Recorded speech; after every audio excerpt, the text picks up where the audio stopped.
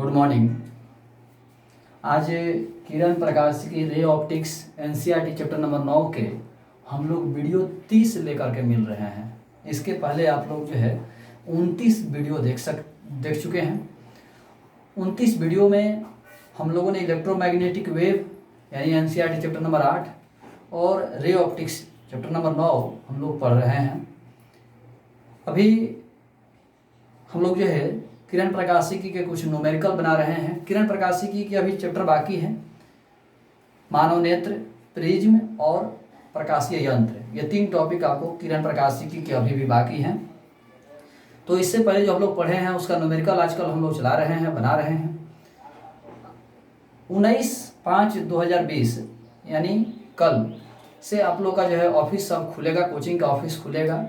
Coaching में आप किसी भी काम से संबंधित आकर के आप मिल सकते हैं, या वीडियो देख रहे हैं, वीडियो में यदि कोई प्रॉब्लम हो रहा है तो 2-3 दिन के कोई क्वेश्चन मिला करके भी आप आकर के सर से मिल सकते हैं। तो अब हम लोग जो है आगे की ओर देखते हैं, ध्यान दीजिएगा। अभी हम लोग एनसीईआरटी के 9.9 नंबर न्यूमेरिकल की बात कर रहे हैं। एग्जाम्पल में एक्सरसाइज का नहीं, एग्जाम्पल का 9.9 क्वेश्चन है ये। इसमें हम देख सकते हैं कि 3 लेंस इस तरह से रखे हुए हैं। पहले लेंस की फोकस दूरी 10 सेंटीमीटर, दूसरे लेंस की फोकस दूरी -10 सेंटीमीटर और तीसरे लेंस की फोकस दूरी 30 सेंटीमीटर। इन दोनों लेंसों के बीच का गैपिंग है 5 सेंटीमीटर। इन दोनों लेंसों के बीच की गैपिंग है 10 सेंटीमीटर और फर्स्ट लेंस से वस्तु रखा हुआ है 30 सेंटीमीटर की दूरी पर। ये जो प्रश्न आप देख रहे हो, ये प्रश्न बहुत ही अधिक एडवांस होगा, बहुत ही अधिक एडवांस प्रश्न है। ये हम लोग को ध्यान देना होगा, बारीकी से समझिएगा तो क्लियर होगा, नहीं तो फिर जो है आप इस तरह से कन्फ्यूजन में रह जाएंगे, कन्फ्यूजन ही आपका खत्म नहीं होगा।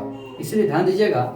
जैसे फर्स्ट लेंस के लिए वस्तु जो है 30 सेंटीमीटर की दूरी पर है, यानी प्रथम लेंस के लिए यू का मान हो गया 30 सेंटीमीटर। लेंस से लेफ्ट साइड में है इसीलिए -30 सेंटीमीटर। फोकस दूरी दिया हुआ है +10 सेंटीमीटर, जैसा कि आप देख सकते हो। प्रतिबिंब दूरी निकालिए। प्रश्न कह रहा है कि इस पूरे संयोजन से बना हुआ प्रतिबिंब की स्थिति क्या होगी, यानी इस पूरे संयोजन से जो प्रतिबिंब बनेगा वो कहाँ बनेगा, कैसे बनेगा, उसकी स्थिति क्या होगी। तो हमारा प्रतिबिंब दूरी निकालना है। सूत्र होता है 1/v - 1/u = 1/f। 1/v minus u का मान -30 तो माइनस प्लस हो जाएगा, f का मान +10।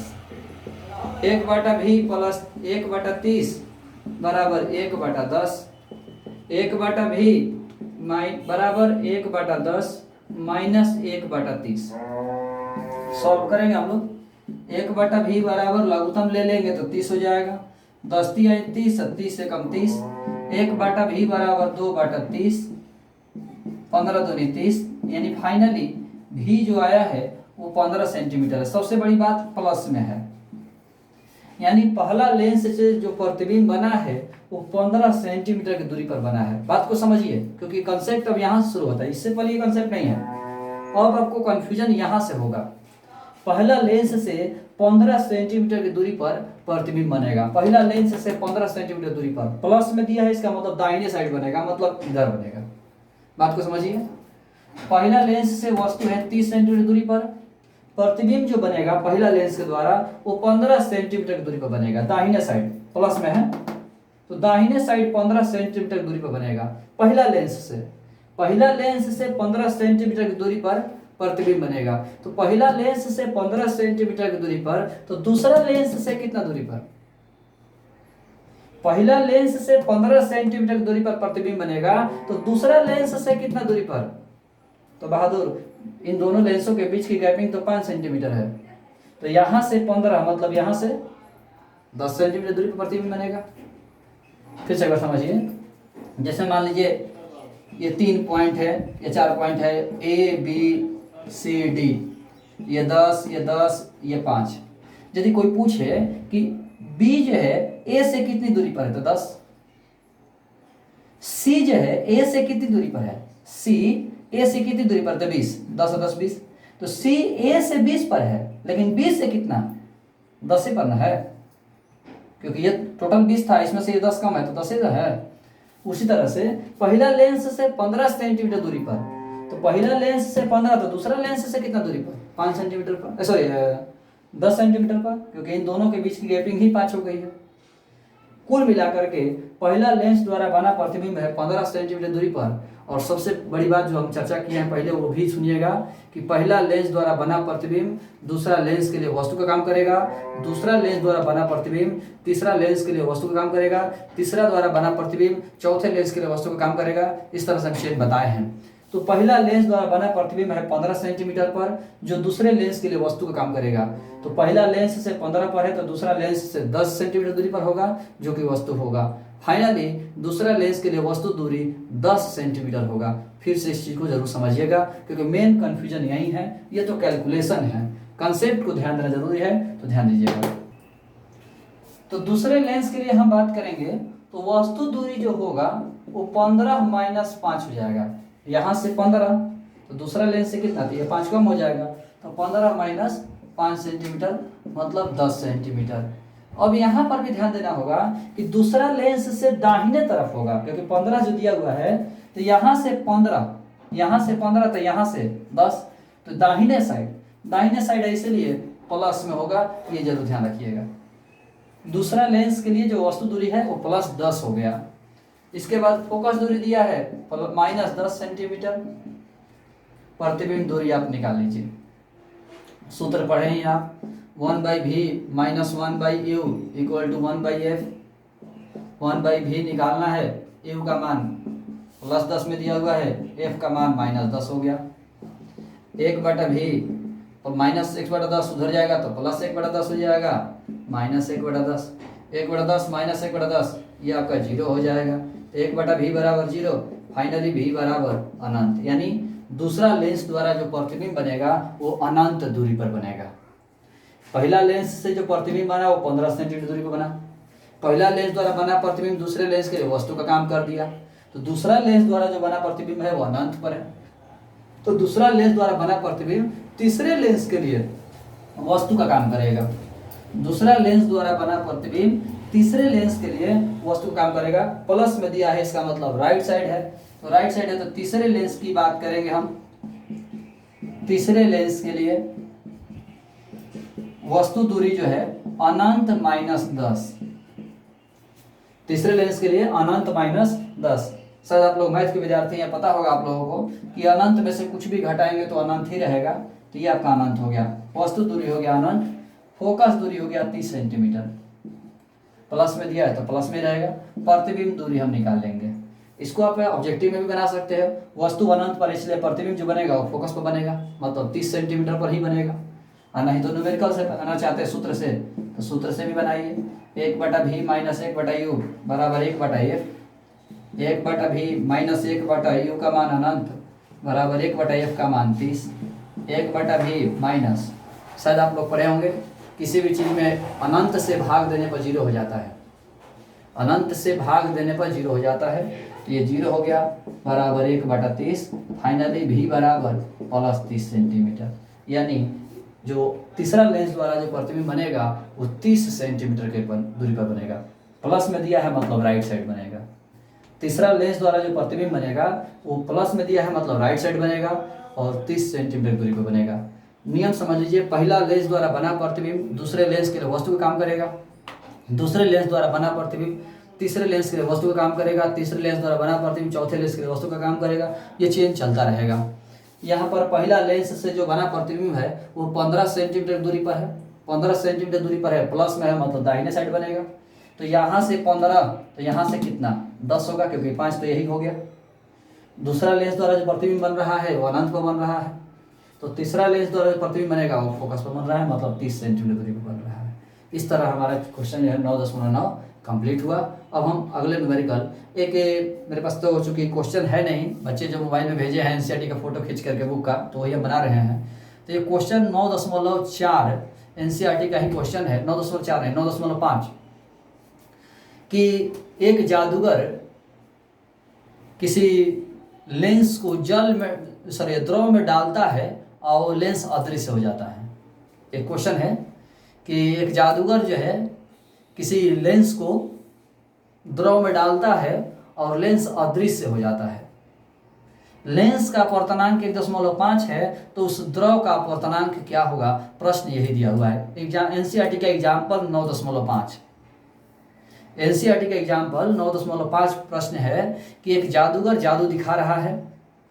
वो 1.5 अपवर्तनांक वाले कांच के लेंस को द्रव में डालता है और वो जो है अदृश्य हो जाता है, दिखाई नहीं देता, लेंस गायब हो जाता है। लेंस को द्रव में डाल के जादूगर गायब कर दिया, दिखाई नहीं दे रहा।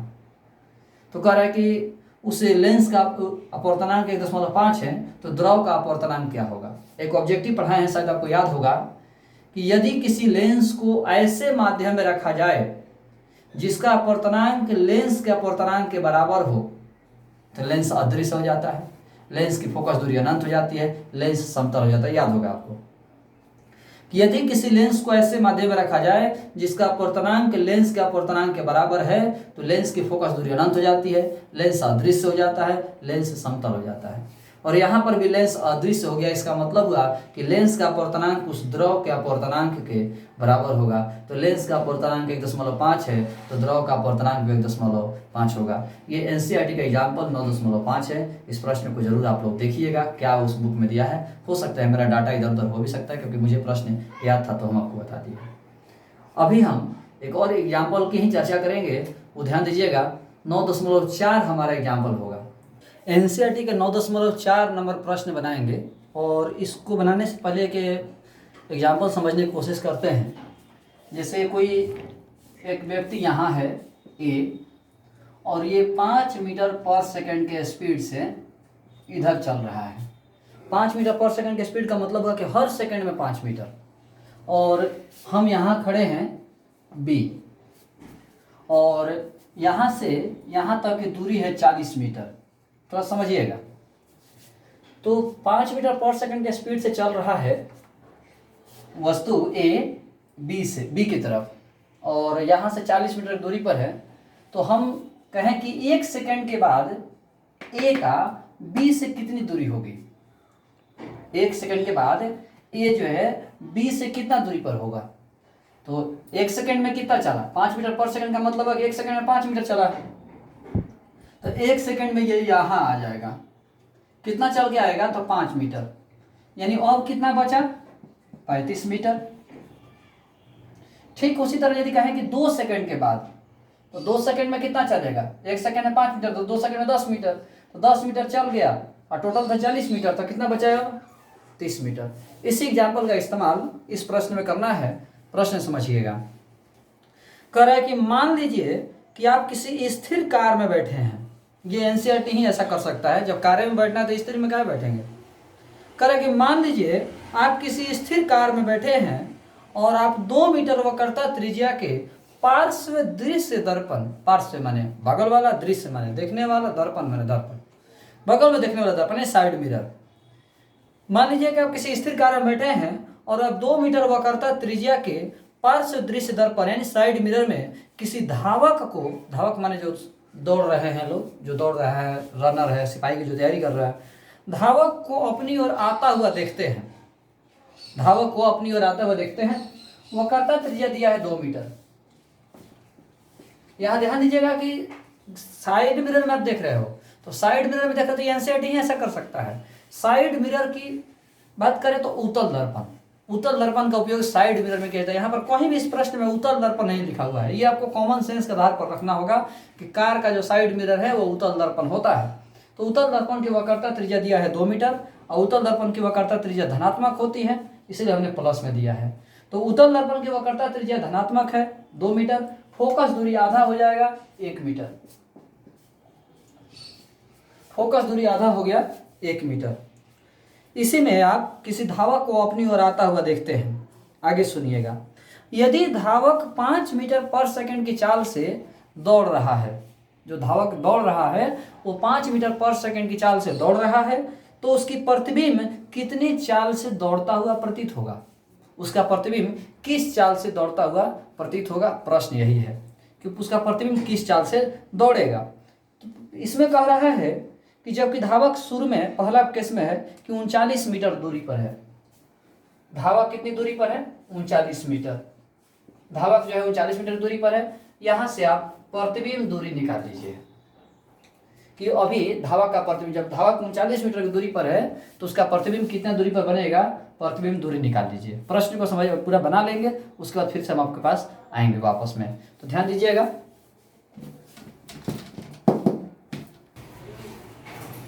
यहाँ आप देख सकते हैं कि धावक 39 मीटर की दूरी पर था, तो इसका प्रतिबिंब जो बन रहा है वो 39/40 मीटर की दूरी पर बन रहा है। आप नोटिस करेंगे कि अभी धावक के चाल का हमने इस्तेमाल नहीं किया है। अभी तक इस प्रश्न में धावक के चाल का कहीं इस्तेमाल ही नहीं हुआ है। वस्तु यानी धावक 39 मीटर की दूरी पर था, उसका प्रतिबिंब बन रहा है 39/40 मीटर की दूरी पर, 39/40 मीटर की दूरी पर, यानी फोकस के अंदर में। अब आप नोटिस करेंगे कह रहा है कि प्रतिबिंब की चाल क्या होगी, तो हम 1 सेकंड बाद की बात करेंगे। अब 1 सेकंड बाद, तो 1 सेकंड बाद अब वस्तु दूरी कितनी होगी? फोकस दूरी तो वही रहेगा 1 मीटर, फोकस दूरी तो 1 मीटर ही रहेगा, लेकिन वस्तु दूरी कितना होगा? तो इसी एग्जाम्पल की हम बात कर रहे थे कि चल रहा है तो 1 सेकंड के बाद कितना चलेगा, तो 1 सेकंड के बाद धावक 5 मीटर चलेगा, क्योंकि धावक की चाल है 5 मीटर पर सेकंड। तो 1 सेकंड के बाद धावक कितना चलेगा, तो 5 मीटर चलेगा। तो 5 मीटर चलेगा तो पहले 39 मीटर की दूरी पर था, लेकिन अब जो है 34 मीटर की दूरी पर होगा। बात को समझिए, पहले धावक 39 मीटर की दूरी पर था और अब 5 मीटर चल के आ गया है, तो अब कितना दूरी पर बचा? 34 मीटर। कॉमन सेंस की बात है, यानी धावक अब 34 मीटर की दूरी पर है। फोकस दूरी दिया है 1 मीटर, प्रतिबिंब दूरी निकाल लीजिए कि प्रतिबिंब दूरी कितना होगा। प्रतिबिंब दूरी जो है हम उसी सूत्र से निकालेंगे, तो निकाल करके हम आपके पास मिल रहे हैं। तो आप ध्यान दीजिएगा कि पहले धावक 39 मीटर की दूरी पर था, तो प्रतिबिंब बना इतना दूरी पर। अब धावक 1 सेकंड के बाद चूंकि 5 मीटर चल के आ गया है, तो अब धावक 34 मीटर की दूरी पर है, तो प्रतिबिंब कितना दूरी पर बन रहा है? 34/35 मीटर की दूरी पर। यानी ध्यान से समझने की कोशिश कीजिएगा कि धावक 1 सेकंड में 5 मीटर नजदीक आया है। वस्तु दूरी समझिए, ये 1 सेकंड में 5 मीटर नजदीक आया है। 39 पहले था, अब 34 मीटर पर आ गया, यानी 5 मीटर 1 सेकंड में चल के आ गया। पहले धावक 39 मीटर पर था, 1 सेकंड के बाद 34 मीटर पर है, यानी 1 सेकंड में कितना चला? 5 मीटर। पहले धावक 39 मीटर पर था, अब 34 मीटर पर आ गया, तो 1 सेकंड में कितना चला? 5 मीटर। ये वस्तु दूरी हुई। अब प्रतिबिंब की बात कर रहे हैं। पहले प्रतिबिंब 39/40 पर था, अब प्रतिबिंब 34/35 पर है। पहले 39/40 पर था प्रतिबिंब, अब प्रतिबिंब 34/35 पर है 1 सेकंड के बाद। पहले इतना पर था, 1 सेकंड के बाद इतना पर है। पहले प्रतिबिंब 39/40 पर था, 1 सेकंड के बाद 34/35 पर आ गया। तो प्रतिबिंब की चाल क्या हुई? प्रतिबिंब कितना चला 1 सेकंड में? इसलिए प्रतिबिंब की चाल, प्रतिबिंब कितना चला 1 सेकंड में? प्रतिबिंब कितना चला? तो 39/40 माइनस 34/35, 39/40 माइनस 34/35। इसको आप सॉल्व कर दीजिए, जो भी आपका आंसर होगा 40 गुना 35, ये आपका 39 गुना 35 माइनस 34 गुना 40। सॉल्व कीजिएगा तो 1 बटा, इसका आंसर दिया हुआ है 280, यानी 1 सेकंड में 1/280 मीटर प्रतिबिंब चला। पहले प्रतिबिंब 39/40 मीटर की दूरी पर था, 1 सेकंड के बाद 34/35 मीटर पर आ गया, यानी प्रतिबिंब कितना चला? वस्तु तो चला 1 सेकंड में 5 मीटर, प्रतिबिंब कितना चला? घटा दिए, सॉल्व किए तो 1/280 मीटर चला 1 सेकंड में, यानी यही हमारा प्रतिबिंब की चाल हुआ कि प्रतिबिंब 1/280 मीटर पर सेकंड चल रहा है। इसमें 4-5 प्रश्न दिया हुआ है, हम 39 पर रख करके बना दिए। इसी तरह आप 29 पर, 19 पर और 9 पर रख करके बनाइएगा। एग्जाम्पल 9.4 है, ये एनसीईआरटी का एग्जाम्पल 9.4 है। इस प्रश्न को आप लोग जो है बनाइएगा, मेहनत कीजिएगा। यदि कोई कन्फ्यूजन होगा तो सवाल करिएगा, तो हम फिर से अगले वीडियो में इसकी चर्चा करेंगे। तो आज के लिए इतना ही, धन्यवाद।